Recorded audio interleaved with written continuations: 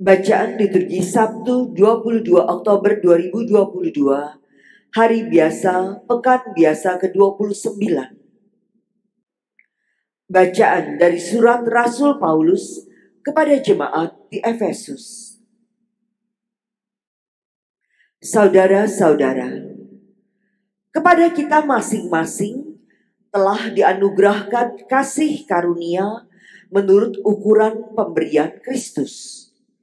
Itulah sebabnya kitab suci berkata, tatkala naik ke tempat tinggi, ia membawa tawanan-tawanan.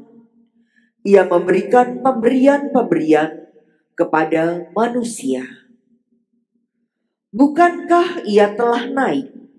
Berarti bahwa ia juga telah turun ke bagian bumi yang paling bawah. Dia yang telah turun itu, dialah pula yang telah naik jauh lebih tinggi daripada semua langit untuk memenuhi segala sesuatu. Dialah juga yang memberikan baik rasul-rasul maupun nabi-nabi, baik pewarta Injil, gembala umat maupun pengajar. Semuanya itu untuk memperlengkapi orang-orang kudus bagi tugas pelayanan, bagi pembangunan tubuh Kristus.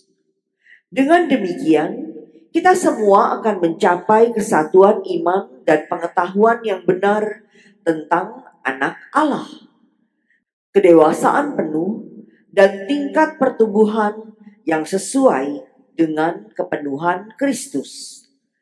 Dengan demikian, kita bukan lagi anak-anak kecil yang diombang-ambingkan oleh rupa-rupa angin pengajaran atau oleh permainan palsu dalam kelicikan mereka yang menyesatkan. Sebaliknya, dengan berpegang teguh pada kebenaran dalam kasih, kita bertumbuh dalam segala hal menuju Kristus Sang Kepala. Daripadanya seluruh tubuh menerima pertumbuhannya guna membangun diri dalam kasih.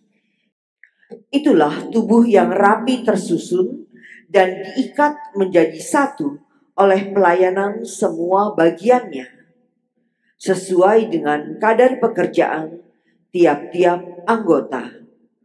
Demikianlah sabda Tuhan. Syukur kepada Allah. Aku bersukacita ketika orang berkata kepadaku, mari kita pergi ke rumah Tuhan. Aku bersukacita ketika orang berkata kepadaku, mari kita pergi ke rumah Tuhan. Aku bersukacita ketika orang berkata kepadaku, mari kita pergi ke rumah Tuhan. Sekarang kaki kami berdiri di pintu gerbangmu, hai Yerusalem. Aku bersukacita ketika orang berkata kepadaku, mari kita pergi ke rumah Tuhan. Hai Yerusalem, yang telah didirikan sebagai kota yang bersambung rapat. Kepadamu suku-suku berziarah, yakni suku-suku Tuhan. Aku bersukacita ketika orang berkata kepadaku, mari kita pergi ke rumah Tuhan. Untuk bersyukur kepada nama Tuhan sesuai dengan peraturan bagi Israel, sebab di Yerusalem ditaruh kursi-kursi pengadilan, kursi-kursi milik keluarga Raja Daud.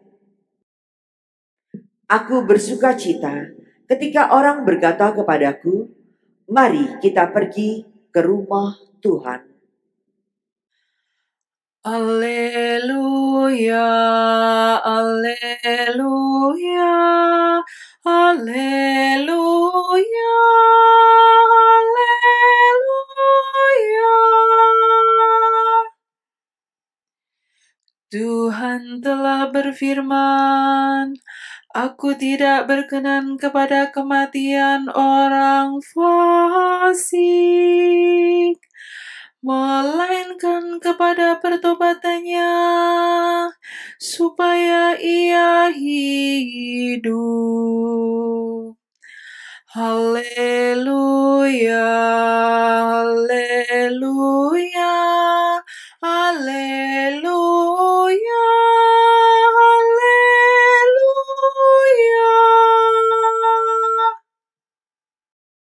Inilah Injil suci menurut Lukas.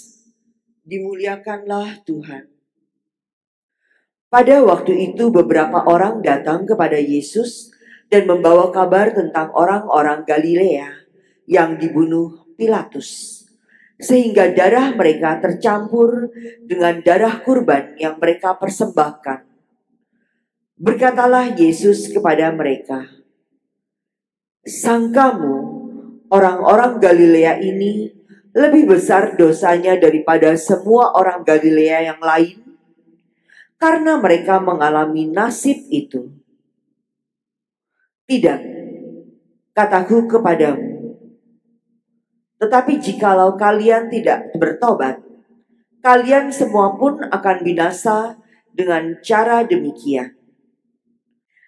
Atau sangkamu ke-18 orang yang mati ditimpa menara dekat Siloam lebih besar kesalahannya daripada semua orang lain yang diam di Yerusalem?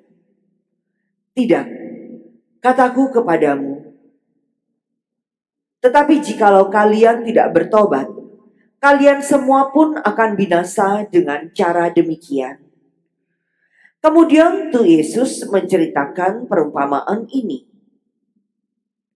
Ada seorang yang mempunyai pohon ara yang tumbuh di kebun anggurnya. Ia datang mencari buah pada pohon itu, tetapi tidak menemukannya. Maka berkatalah ia kepada pengurus kebun anggur itu, "Sudah 3 tahun aku datang mencari buah pada pohon ara itu, namun tidak pernah menemukannya. Sebab itu tebanglah pohon ini. Untuk apa pohon itu hidup di tanah ini dengan percuma?" Pengurus kebun anggur itu menjawab, "Tuan, biarkanlah pohon ini tumbuh selama setahun ini lagi. Aku akan mencangkul tanah sekelilingnya dan memberi pupuk kepadanya.